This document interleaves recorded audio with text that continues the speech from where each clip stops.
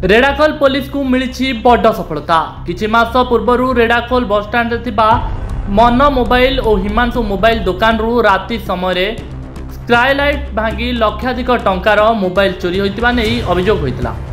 यापर रेडाखोल police तदंत करने सहित संबलपुर साइबर टीम सहित मिसी चोरी होइतिबा मोबाइल जबत करने सहित अभियुक्त को गिरफ्त करी कोर्ट चालाण करथिबा नै प्रेसमिट करी सूचना दैछन्ति। अन्यपटे चोरी होइतिबा मोबाइल गुड़िक दुकानी मालिक को हस्तांतर करा बोली पुलिस कहिछि।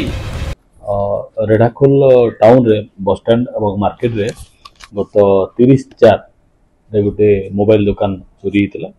पुणी गोटे दुकान चोरी है 7/9 रे 6-7 राति 9 रे 2025 राति चोरी होता। प्राय गोटे दुकान रु 25टा नुआ मोबाइल आउ गोटे दुकान रु 10टा खंडे पुराना मोबाइल आउ डेस्कटॉप तार कीपैड और चार्जर ये सब जिन चोरी होता।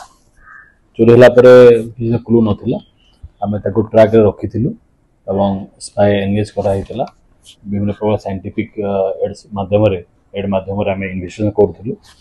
संबलपुर साइबर टीम हमको हेल्प करते जिते आम जाना पाइलु चोरी मोबाइल यूज है आम 21 विषय सुराग पाइलु जी कि हूँ रामचंद्र बांद्रा यार बयस 19 ରୁ 20 हम रेडाखोल रथतला ग्रामर से पिलाटा एवं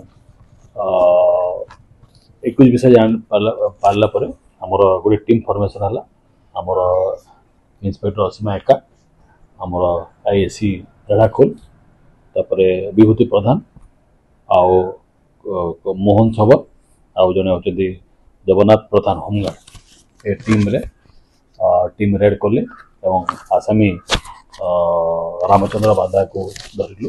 धरला पर इंट्रोगेशन से मानला चोरी करवा एवं आमे प्राय 90-95% प्रॉपर्टी आम रिकवरी करूँ जोड़ा आप देखी पारे प्राय जार मूल्य 2.5 लाख पाखापाखि हम। नाकटी देवड़ू विनोद कुमार सेठी रिपोर्ट हिरांचल लाइव। तेरे एभली किसी गुरुत्वपूर्ण खबर देखा चाहती आम चैनल को लाइक सब्सक्राइब और शेयर करूँ।